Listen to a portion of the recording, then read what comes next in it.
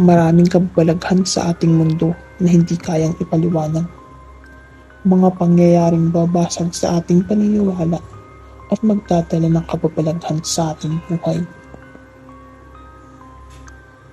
Pakinggan ang kwento ng isa sa ating letter sender na si Axel patungkol sa isang pangyayari na tumatak ng sobra sa kanyang buhay. Magandang gabi po sa inyo. Itago niyo na lamang ako sa pangalang Axel. 25 taong gulang. Ang pamilya namin ay tubong Visayas.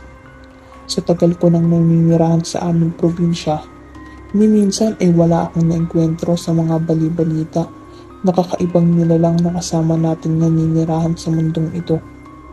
Mga kampo ng dilim, tulad ng mga ligaw na kaluluwa, aswang, kapre at iba pang mga lamang lupa. Sa totoo lang ay hindi ako naniniwala sa mga kwento-kwento ng matatanda patungkol sa mga nilalang ng dilim. Ngunit hindi ko inaasahan na may pangyayari para sa aking buhay na babasag sa aking paniniwala at magbabalot ng lagim sa aking buhay. Matagal ko nang gustong kalimutan ang parte na ito ng aking buhay. Sa takot na rin na baka bumalik ito at muli akong guluhin. Nangyari ito mga 4 na taon lang nakakaraan.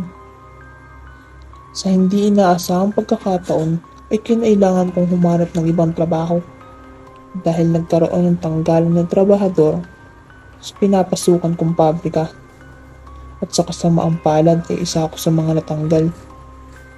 Hindi naging madali ang paghahanap ko ng panibagong trabaho dahil na rin siguro ay hindi ako nakatapos ng kolehiyo. Isang araw ay pumunta sa aming bahay ang kababata kong si Jepoy.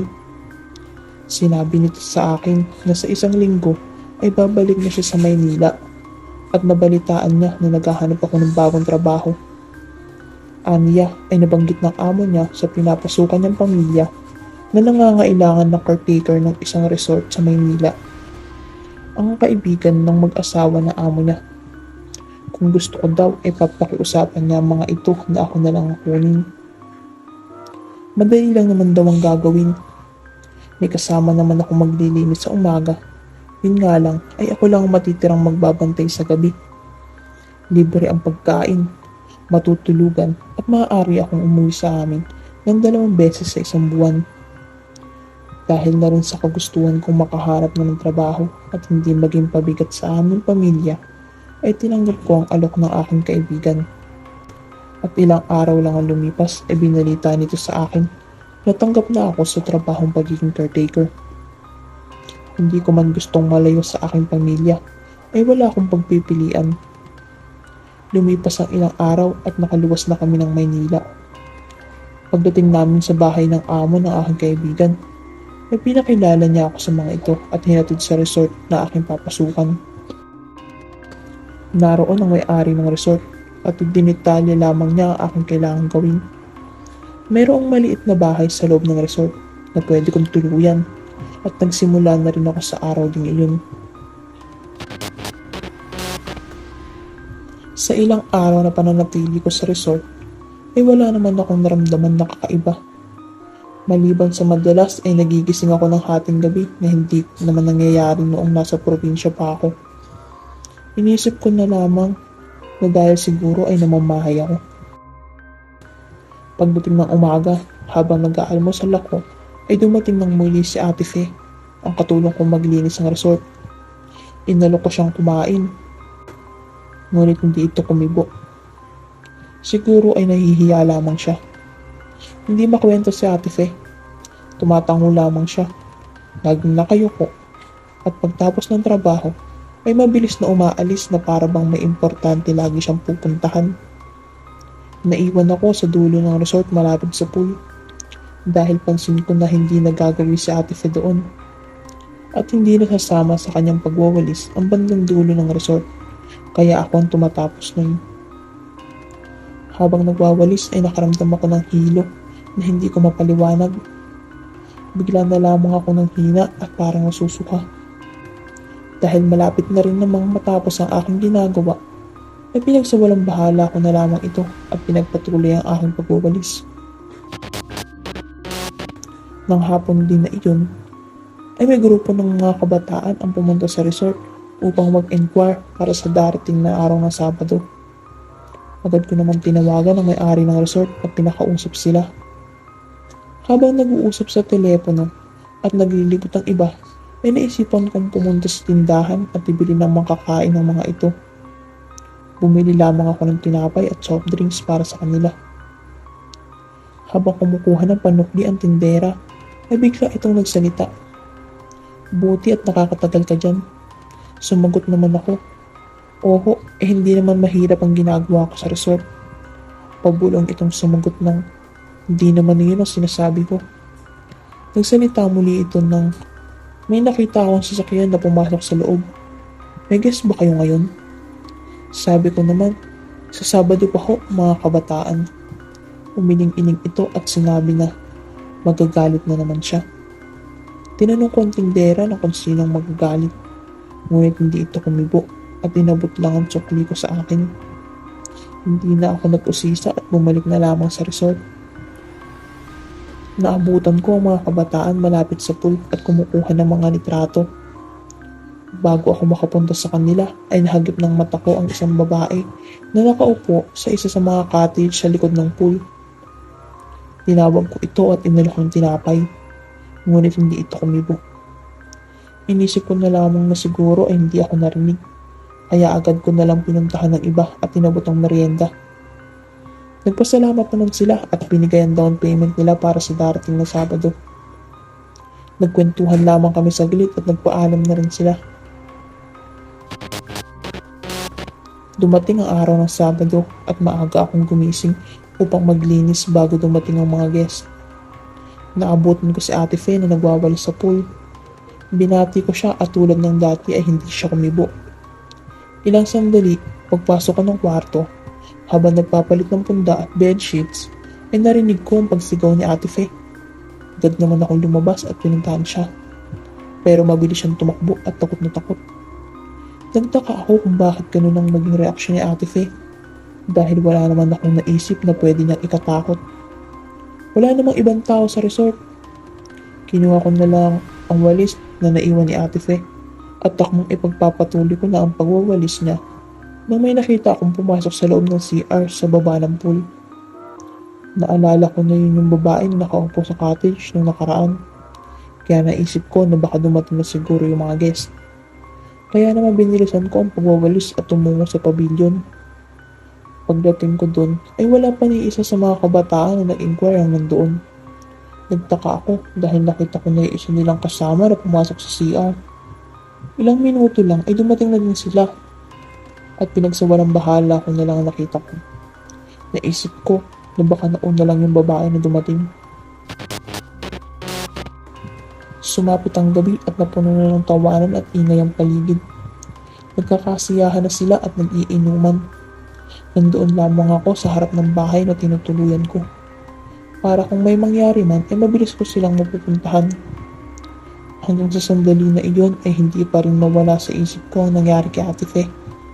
Kung bakit ganun na lamang ang takot niya na lumabas ng resort kanina. Isang sigaw ang gumising sa diwa ko. Nanggagaling yun malapit sa mga kwarto na tinutuluyan ng mga guests sa tabi ng mga cottage sa likod ng pool. Agad ko itong pinuntahan dahil baka may nangyaring hindi maganda. Ngunit pagdating ko doon ay wala na akong narinig na sumisigaw. Pabalik na ako nang may marinig na naman ako. Pero sa pagkakataon na iyon ay hindi sigaw kundi iyak ang naririnig ko. Hinanap ko kung sino ang umiiyak at nanggagaling ang iyak mula sa ikalawang palapag na kwarto. Umakyat ako sa taas at lalong lumakas ang iyak. Kumatok ako sa pinto at tinanungan nasa loob kung anong nangyayari. Tumigil ang pag-iyak pero ilang minuto nang lumipas ay wala pa rin sumasagot. Kaya naman pinuntahan ko ang isa sa kanila na si Jiro at sinabi ang narinig ko sa taas. Sinabi lang nito na pupuntahan niya kaya naman bumalik na ako sa harap ng aking bahay. Pagdating ng saktong hating gabi, 12:00 na, ay nagkakasiyahan pa rin ang lahat. Tinawag ako ng isa sa mga ito dahil bigla na lamang daw namatay ang bityoke. Naisip nila na baka nasira kaya naman pinuntahan ko ito at tiningnan. Naayos naman at bumukas ulit ito. Habang inaayos ko ang cable ng bityoke ay napatingin ako sa isa sa kanilang mga kasama. Natawan naman ako dahil sa sobrang kulit ng isa na iyon. Sa tabi niya ay nakita ko yung babae na nakaputi na nakatitig lang dito. Nawala sa kanila ang paningin ko nang kalabitin ako ni Chiro at inabot na ng pagkain. Pagbaling ko ay wala na roon yung babae at nakita ko ito papasok sa CR kasama yung isang lalaki na guest. Tinapos ko na lang ang pag-aayos ng cable at nang matapos ito ay napansin kong muli ang lalaki palabas sa CR. At mababakas ang tamlay nito at parang tulala na naglalakad. Iba sa kanina, sobrang ingay at kulit. Ilang oras pa ang lumipas at naidlip ako saglit. Nang magising ako ay nagliligpit na sila ng kanilang mga gamit. 5:00 na pala ng umaga. Nagpasalamat ako sa kanila at ganoon din sila sa akin. Bago sila umalis ay lumapit sa akin si Chiro at sinabi na, "Kuya, may kasama ka pala sa resort, hindi mo naman nabanggit." Inalok daw nila ng pagkain pero hindi kumibo. Napaisip ako dahil wala naman akong kasama na nagbabantay. Pero naisip ko si Ate Fe. Baka ito ang tinutukoy nila. Nagpaalam na sila at hinatid ko sila palabas ng resort. Bumalik na ako sa loob. Naabutan ko nagwawalis malapit sa cottage ang pamangkin ni Ate Fe. Nakilala ko ito ng isang beses ay napatambay ako sa tindahan. Tinawag ko ito at tinanong kung bakit siya ang naglilinis. Ang sabi niya lang sa akin ay, "Oo kuya, may sakit kasi sa tiyang Fe." Sinagot ko lang siya ng, ganun ba? Sige, tulungan na kita maglinis." Nagsalita ulit ito at sinabi na, baka nagpakita na naman siya. Siguradong galit na naman yun. Gusto ko sanang tanungin kung sinong tintukoy niya, pero hindi ko na nagawa dahil lumipat siya ng pwesto na wawalisin. Sumapit ang gabi at hindi ko inaasahan na simula pala sa araw na iyon ay mababalot ng lagim ang buhay ko. Habang nagluluto ako ng makakain, ay naramdaman kong may dumaan sa likod ko. Ramdam na ramdam ko ito kaya naman lumingon ako para tingnan. Pero wala akong nakita na kahit sino dahil wala nang ibang tao sa resort kundi ako. Hindi ko maipaliwanag pero simula ng gabi na iyon ay hindi na naging komportable ang pakaramdam ko sa loob ng resort. Noong una ay naisip ko na baka kulang lang ako sa tulog dahil kung ano-ano ang nakikita ko. Minsan ay may nahahagip ang mga mata ko na dumadaan kung saan-saan. Pero isang gabi, nanaginip ako nung naglilibot ako sa resort. Napadpad ako sa pinakadulong bahagi at nakita ko yung babaeng nakaputi na umiiyak. Akma ko itong hahawakan nang bigla itong sumigaw at mabilis na humarap sa akin. Puno ng dugo ang naaagnas ng mukha, pati na rin ang kanyang damit. Nagising na lamang ako na hingal at pinagpapawisan ng sobra. Binabangungot pala ako ng mga oras na yun. Habang nakaupo at habulang hininga, ay napatingin ako sa bintana at kitang-kita ng dalawang mata ko yung babae sa panaginip ko na nakatayo sa labas ng bintana. Sa sobrang takot ay napadasal ako at sa muling pagmulat ko ng mga mata ay wala na ito. Hindi ko maalala kung paano ko nagawang makatulog ng gabi na iyon. Pagsapit ng umaga ay hindi nawala sa isip ko ang pangyayaring na yun kagabi. Unti-unti ay nakakaramdam na ako ng takot na ako lamang mag-isa sa resort na iyon. Ilang araw na ang pamangkin ni Ate Fe ang naglilinis sa resort dahil meron pa rin daw sakit si Ate Fe. Nag-alala naman ako at tinanong ang pamangkin niya kung ano na ang lagay ni Ate Fe. Sinabi nito sa akin na nilagnat ito simula nang umuwi sa kanila na takot noong nakaraang araw ng Sabado. Yun yung araw na nakita ko si Ate Fe na sumisigaw. Pagsapit ng gabi, pagkasalang ko ng sinaing, ay naisip kong iwan ito at maligo muna. Tumungo ko sa CR sa gilid ng pool dahil iyon lamang ang CR sa resort. Pagpasok ko sa loob, Ramdam ko ang lamig ng paligid. Hindi ko maipaliwanag ang bigat ng presensya na mayroon ng bandang iyon na bahagi ng resort. Habang naliligo, ay nakarinig ako ng umiiyak at napahinto ako sa pagliligo. Pinatay ko ang shower at pinakinggan kung saan nanggagaling ang iyak. Pero wala akong narinig. Inisip ko na baka guni-guni ko lang ito. Kaya naman tinuloy ko na ang pagligo. Pagbukas kong muli ng shower, ay narinig kong muli ang pag-iyak. Sa mga oras na yun ay kinikilabutan na ako. Kaya naman minadali ko na ang pagligo at mabilis na umalis ng CR. Pagbalik ko sa loob ng bahay ay naabutan kong mga gamit sa kusina, nagulo-gulo at may mga basag na plato. Naisip ko na baka may nakapasok na kung sino sa loob ng resort. Pero hindi naman siguro magnanakaw yun. Dahil bakit naman mga plato ang pagdidiskitahan niya. Kaya naisip ko na baka may nakapasok ng napusa sa resort at itong nakalaglag ng mga gamit. Pagtapos kong manood ng TV ay naisipan ko ng matulog. Tulad ng nakaraang gabi ay napanaginipan ko ulit yung babae. Pero sa pagkakataon na yun ay sinasakal na niya ako. At kitang-kita ko ang nanilisik ng mga mata na handang-handa na patayin ako sa mga oras na yun.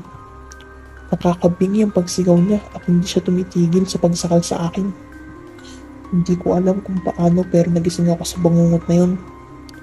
Pagdilat ng mga mata ko ay nakita kong dugo ang babae sa harapan ko. Nakadagan sa aking dibdib. Muli akong nagdasal ng paulit-ulit. At sa pulot ng mata ko ay wala na ito.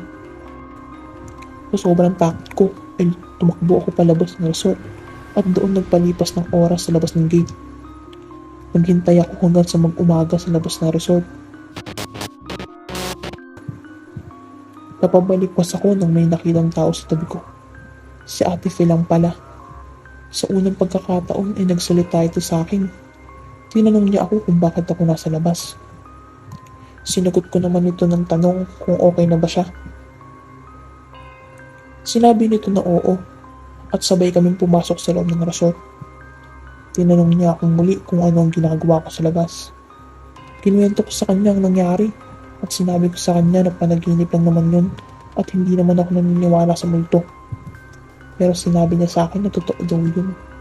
Nagalit yung babae sa akin na hindi ako patatahimikin ito. Kinalibutan naman ako, sinabi niya Ate Fe. Kaya sinabi ko sa kanya na bakit naman magagalit yung babae. Hindi ko naman yung kilala. Sinabi ko sa kanya, nakita ko lamang iyon nung may nag-guest sa resort. Pero sinabi sa akin ni Ate Fe na hindi daw yun isa sa mga guest. Matagal na daw sa resort na yun yung babae. Matagal nang nanggugulo. Sa katunayan daw ay iyon ang dahilan kung bakit siya takot na umalis sa resort na yun noong nakaraang linggo. Nakita daw niya yung babae sa likod ng pool at sumisigaw. Galit na galit daw ito at sumisigaw na papatayin niya lahat ng nasa resort. Doon nagsimulang ikwento ni Ate Fe ang tungkol sa babaeng yun. Aniya sa akin ay may nangyari daw na malagim na krimen sa resort na yun ilang dekada na ang nakakalipas. Yung una daw na may-ari ng resort ay may anak na lalaki na nagpa-party sa resort. Madami daw kabataan noong gabi na iyon. Ang hindi nila alam ay hinalay ng anak ng dating may-ari ng resort ang isa sa mga kasama nila. Sa sobrang kalasingan daw ng lalaki ay hindi niya napansin na nasakal niya ng kumot ang babae habang ginagawa ang pamawalang iya dito. Nang matauhan daw ito ay sa kanilang nakita na hindi na ito humihinga. Natakot daw ang lalaki at hindi alam ang gagawin kaya lumabas daw ito at nang makita na nasa pavilion lahat ng tao ay agad niyang dinala ang babae sa pool at hinulog ito. Ginawa niya ito para isipin na lunod lang ang babae. Dahil sa sobrang lasing ng mga kabataan na rin, siguro ay walang nakapansin sa babae sa pool. Inabot daw ng umaga bago may nakapansin na may nalulunod. Inakala daw ng lahat na iyon ang dahilan ng pagkamatay ng babae. Pero hindi daw nagtagal ay nalaman din ng totoo. Dahil tila nabaliw daw yung lalaking gumahasa at pumatay din sa babae. Kung ano-ano daw ang naririnig nito at naisip ng magpakamatay din sa pool ng resort. Dahil hindi kinakaya ang pagpapakita ng babaeng pinatay nito. Sa kahihiyan ng pamilya ay hindi na nila muling binuksan ang resort at ibinenta nila ang resort na iyon sa pamilya ng amo ko ngayon. Pero puro kamalasan din daw ang dinala ng resort sa pamilya ng amo ko. Nakailang pabendisyon na daw sila, pero hindi pa rin umaalis ang babae. Walang kahit sino ang gustong mag-book ng resort dahil usap-usapan ito sa pagpapakita ng babae. Ngayon lang daw ulit pinuksan ng resort at dahil bukas na itong muli, ay nagambala na naman ang babae. Ani pa ni Ate Fe ay hindi pa rin daw siguro tumatanggap ang pagkamatay niya at gusto nitong magsama ng ibang tao kung nasan man ito ngayon. Dahil iniisip nito, pakasalan ng lahat ang nangyari sa kanya dahil wala ni isa ang tumulong sa kanya. Kung siya daw sa akin ay aalis na ako sa resort na yun at hahanap na lang ng ibang trabaho dahil hindi ako patatahimikin ng babae. Kinilabutan ako sa kinwento ni Ate Fe. Hindi ko naman masabing gumagawa lang siya ng kwento dahil pinagpapakitaan ako ng babae sa panaginip ko. Pinag-isipan kong mabuti ang gagawin ko. Kinagabihan ay sinubukan kong tawagan ang amo ko upang magpaalam na aalis na ako sa trabaho. Pero hindi ko ito makontak at kinailangan ko pang magstay ng gabing yun sa loob ng resort. Hindi ako mapakali ng gabi na iyon at natatakot na matulog dahil baka sa pagkakataon na yun ay hindi na ako magising pa sa pagkakabangungan. Pinipilit kong kontakin ang amo ko habang nag-aayos ng mga gamit. Nung biglang bumukas ng malakas ang pinto. Hindi ko magawang tingnan ng labas, sobrang takot. Pero nakarinig ako ng pagtawag sa labas ng gate, kaya wala akong nagawa kundi ang lumabas. Nakita ko ang pamangkin ni Ate Fe at tinabutan niya ako ng ulam. Sinabi nito sa akin na pinapasabi ni Ate Fe na mag-ingat ako at kung kakayanin ko ay umalis na ako sa resort na yun habang hindi pa huli ang lahat. Muling bumalik ang takot sa aking katawan habang pabalik ako sa loob ng bahay. Ilang oras ang lumipas ay narinig kong parang may sumabog na makina. Kaya naman dali-dali akong pumunta sa mechanical room sa tabi ng pool. Nang masigurado na walang aberya ay lumabas na ako.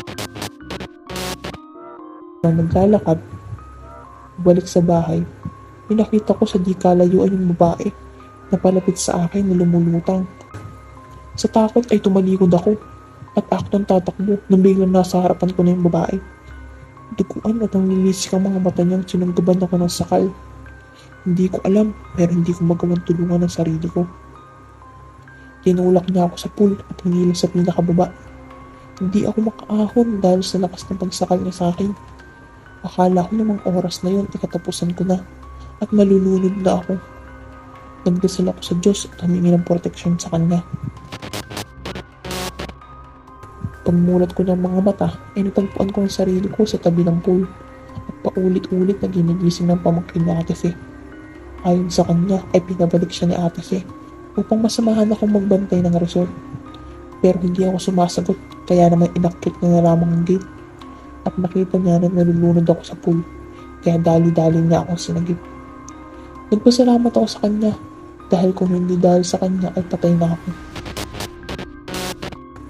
Hindi ko nakinayang lahat, kaya naman umalis ako sa resort na yun ng oras din na yun sa sobrang takot. Umuwi ako ng probinsya at kinuwento ang lahat sa aking pamilya. Tinawagan ko rin ang kaibigan kong naghanap sa akin ng trabaho upang ipaalam na umalis na ako sa resort at ikinuwento ko sa kanya ang nangyari. Naintindihan naman niya ako at sinabing siya na ang kakausap sa amo ko. Akala ko ay matatapos na ang lahat ng kababalaghan na yun, pero hindi niya ako tinigilan sa mga panaginip ko. Sa awa ng mga magulang ko, ay dinala nila ako sa aming simbahan. Pinakausap nila ako sa aming pari. Ikinwento ko ang lahat at niyangsalan niya ako. Pinayo nito sa akin na huwag kong kakalimutan na magdasal at humingi ng proteksyon sa taas. Dahil siya lang ang makakatulong sa akin. Pagtibayin ko lang ang aking pananalig sa kanya. Simula noon ay hindi na muli akong ginambala ng babae. Muling napayapa ang buhay ko. Malayo sa kababalaghan. Ngayon ay nagtatrabaho ko bilang isang security guard sa isang subdivision. Nagpapasalamat ako sa pagbasa mo sa aking sulat. Sa katulad ko nakakaranas ng ganito, ang maipapayo ko lamang sa inyo ay humingi kayo ng gabay at proteksyon sa may taas. Dahil walang ibang makakatulong sa atin sa ganitong sitwasyon kundi ang Diyos lamang. Pakasin lang natin ang ating pananalig sa kanya. Maraming salamat sa pakikinig sa ating kwentong katatakutan ngayong gabi. Huwag kalimutang mag-subscribe at mag-iwan ng review. Hanggang sa susunod na kabanata, lagi ninyong tandaan, sa dilim ng gabi, maraming lihim ang nagkukubli. Mag-ingat mga kaibigan. Paalam.